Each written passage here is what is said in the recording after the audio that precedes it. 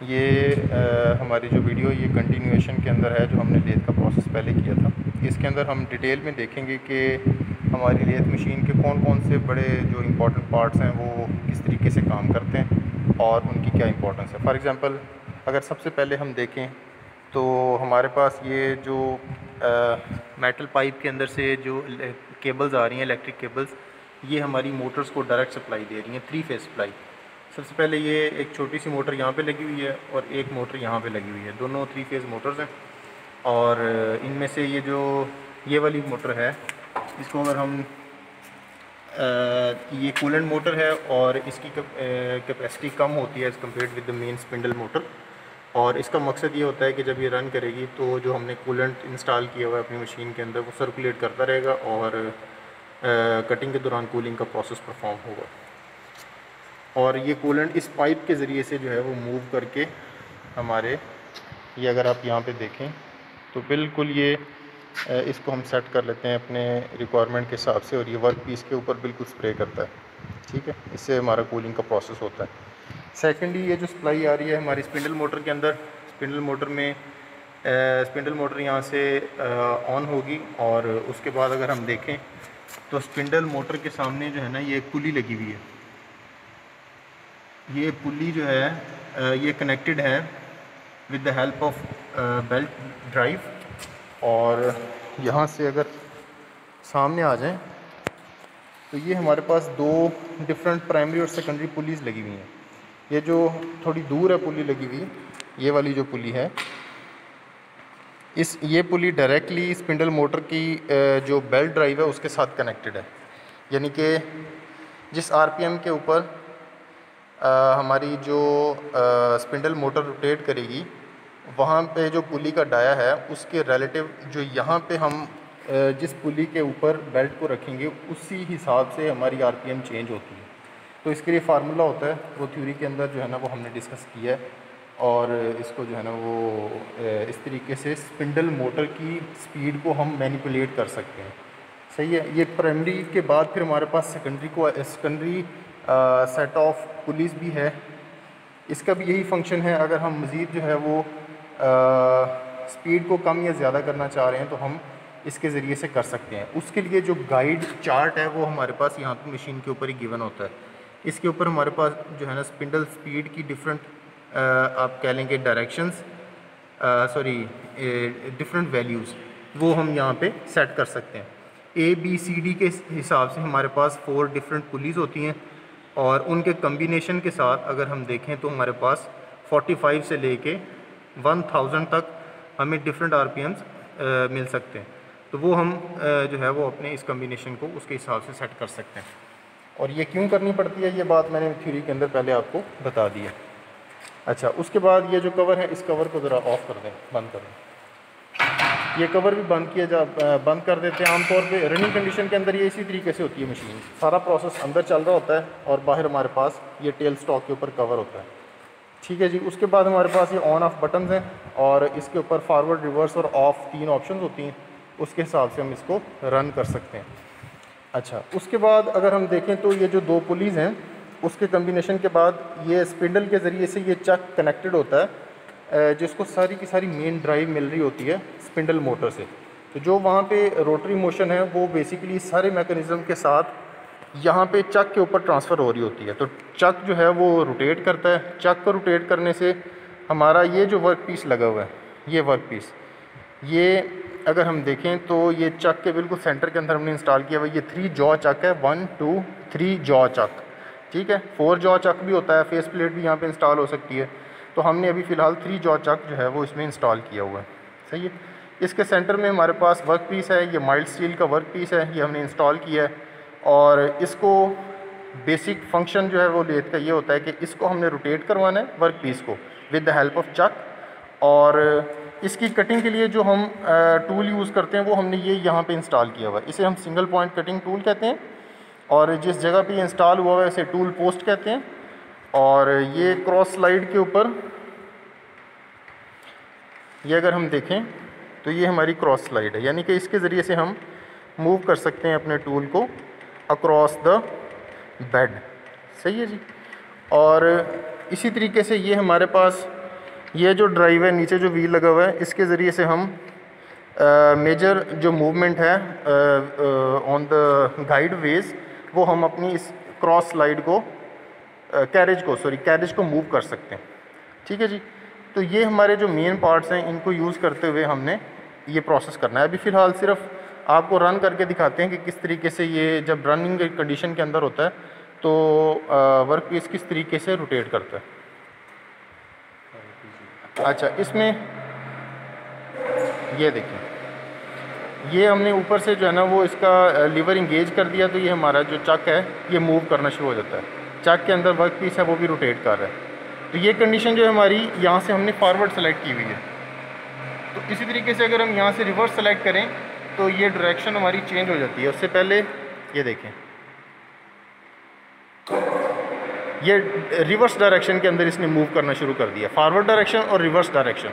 ठीक है। तो रोटरी यानी कि जब आप कटिंग का प्रोसेस कर रहे होते हैं तो आपको दोनों की ज़रूरत पड़ सकती है, तो आपको दोनों प्रोसेस का पता होना चाहिए। ठीक है जी। तो ये हमारा जनरल एक ओवरव्यू है हमारी इस लेथ मशीन का। बाकी हम आज के दिन में अभी जो प्रोसेस हमने परफॉर्म करने हैं उसके अंदर फेसिंग है, टर्निंग है और स्टेप टर्निंग है। ये 3 प्रोसेस हम करके दिखाएंगे और हम बताएंगे कि किस तरीके से ये प्रोसेस परफॉर्म किए जा सकते हैं, कौन कौन सी चीज़ें चेंज करते हैं मशीन के ऊपर, किस तरीके से चीज़ें डिफरेंट हो रही होती हैं ताकि हमारा सारे का सारा प्रोसेस स्मूथली परफॉर्म हो सके। तो हम सबसे पहले आते हैं और देखते हैं किस तरीके से हमने ये प्रोसेस स्टार्ट करना है। ये देखिए,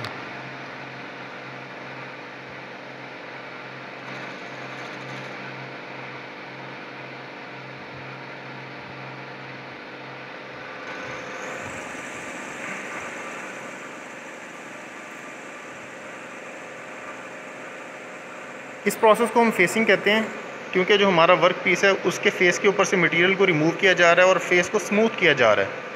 ठीक है जी। स्मूथ फेस का होना बहुत ज़रूरी है ताकि हमें पता चले कि जो हम प्रोसेस कर रहे हैं वो किस उसकी जो हमारा रेफरेंस है उसकी क्या एग्जैक्ट कहना चाहिए कि डायमेंशंस क्या हैं, ताकि बाद में हम जो प्रोसेस करें वो हमारा फॉल्टी ना हो। ठीक है जी। अब दूसरी साइड पे उसी तरीके से फेसिंग का प्रोसेस परफॉर्म करेंगे और फेस को स्मूथ करेंगे। इसके लिए देखें क्या क्या चीज़ें हम कर रहे हैं। दोनों व्हील्स जो है ना वो क्रॉस वाले और कैरेज वाला हम यूज़ करते हैं और अपने टूल को हमारे वर्क पीस के साथ इन कॉन्टैक्ट लेके आते हैं और आहिस्ता आहिस्ता से आप देखें ये क्रॉस वाला जो व्हील है ये मूव किया जा रहा है ताकि हमारा प्रोसेस स्मूथ हो और इसके साथ साथ जो है हमारी फेसिंग का प्रोसेस भी बिल्कुल आराम से परफॉर्म हो। तो इसके अंदर जो बेसिक चीज़ें हैं जो हमने बात की थी कि डेप्थ ऑफ कट और फीड क्या है। अब यहाँ पे अगर हम देखें तो हमारा जो टूल है ये बिल्कुल in front of work piece है इस टाइम पे। अब अगर हम हॉरिजेंटली यानी कि अलोंग द बेड अगर हम मूव करें अपनी इस स्लाइड को, तो जो हम वैल्यू चेंज कर रहे होंगे उसे हम फीड कहते हैं। यानी कि पर रेवोल्यूशन हमारा जो टूल है वो वर्क पीस की तरफ कितना मूव करता है पर रेवोल्यूशन। ठीक है। तो इस प्रोसेस जो वैल्यू चेंज होगी moving along the work piece on the cylindrical surface, जो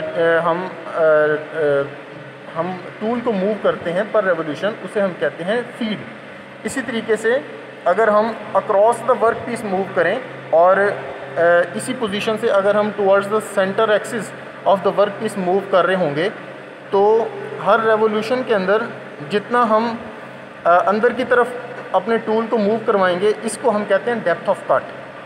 ठीक है। यानी कि अगर इसी प्रोसेस के अंदर फेसिंग में और टर्निंग के अंदर ये चीज़ें एक दूसरे के रिवर्स हो जाती हैं। अभी हम जो फेसिंग का प्रोसेस कर रहे हैं इसके अंदर जो फीड है हमारी वो होगी moving towards the centre of axis, इसे हम फीड कहेंगे। और डेप्थ ऑफ कट होगा moving along the cylindrical surface of the work piece. और अगर हम इसके रिवर्स प्रोसेस जो है टर्निंग का प्रोसेस करेंगे तो उसके लिए हमारे पास टर्निंग के प्रोसेस में होता क्या है, पहले तो ये देखें ना, तो होता उसमें यह है कि हम सिलेंड्रिकल सरफेस के ऊपर से मटेरियल को रिमूव कर रहे होते हैं।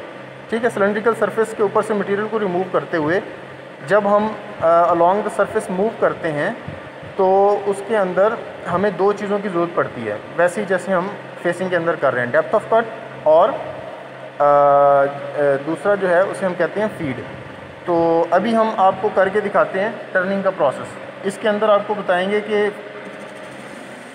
ये पहले फेसिंग कर रहे हैं, फेस ठीक कर लेंगे और उसके बाद हम फिर टर्निंग करके दिखाते हैं।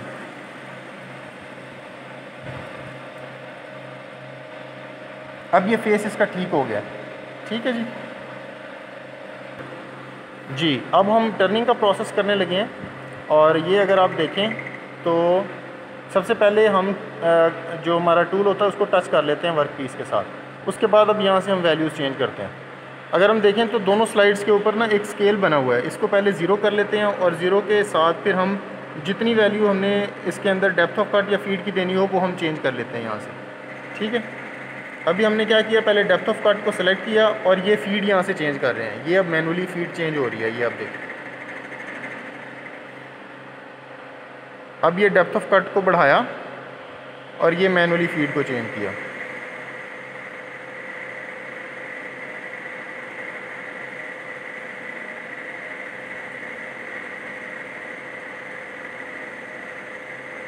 ये देखें कितना स्मूथली वर्क पीस के ऊपर से मटेरियल रिमूव हो रहा है।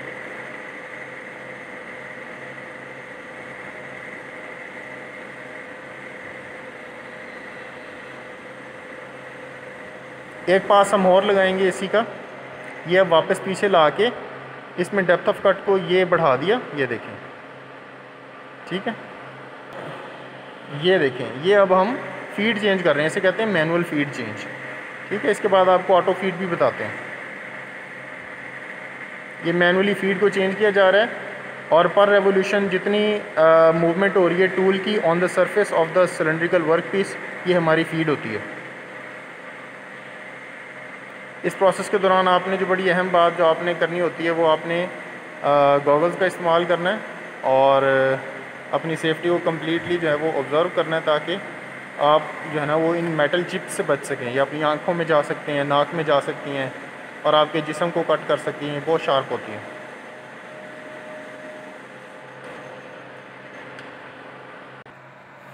अच्छा जी, अब हम ऑटो फीड के ऊपर जो है ना सारा प्रोसेस करेंगे, यही जो हमने अभी मैनुअली किया है। उसके लिए हमें करना क्या पड़ता है, ये हमारे पास एक लीवर लगा हुआ है यहाँ पे मशीन के ऊपर, इसे ऑटो फीड लीवर कहते हैं और इसके ऊपर रिवर्स, ऑफ और फॉरवर्ड, ये तीन इसके ऊपर ऑप्शंस होते हैं। तो हमने अगर रिवर्स ऑटो चलानी हो तो हम रिवर्स के ऊपर लेके आएंगे, अगर फॉरवर्ड ऑटो चलानी हो तो जैसे अभी ये फॉरवर्ड के ऊपर है इसी तरीके से रखेंगे, और ऑफ़ करनी हो ऑटो फीड तो हम ऑफ़ के ऊपर लेके जाते हैं, ठीक है जी। अभी इस पोजीशन के ऊपर ला के फिर यहाँ नीचे हमारे पास दो लीवर यहाँ पे और लगे हुए हैं, इनके ऊपर ये ऑटो फीड के चार्ट को फॉलो करते हुए हमने फीड यहाँ से सेलेक्ट करनी होती है फूड। अभी जैसे फॉर एग्जांपल ये किस पोजीशन के ऊपर है, जो ऊपर वाला एक हमारे पास लीवर है ये ए पोजीशन पे है और जो नीचे वाला है ये पोजीशन सी के ऊपर है, ठीक है। तो हम चार्ट के ऊपर देखेंगे और चार्ट के ऊपर ए बी सी और डी के हिसाब से वहाँ से वैल्यू, और ये हमारे पास एक थिम्बल है, ये भी इसकी भी जो है ना वो देखनी होती है कि ये किस जगह पे इस वक्त अवेलेबल है। ये सारी पोजीशन में चेंज कर सकता है, एफ जी एच आई जे के एल एम एन पी तक, ठीक है। अभी हमारे पास ये जी के ऊपर है।